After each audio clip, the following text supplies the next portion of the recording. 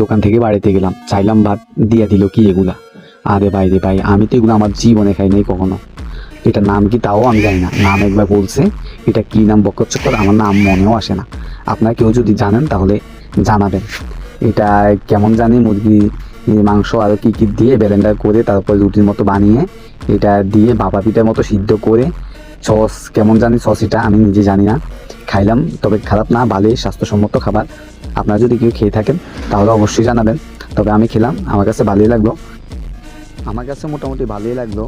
তবে যেহেতু তেল টেল নাই একেবারেই, তবে যথেষ্ট স্বাস্থ্যসম্মত, ভালোই লাগছে। আপনার কেউ যদি এটার নাম জানেন তাহলে অবশ্যই জানাবেন।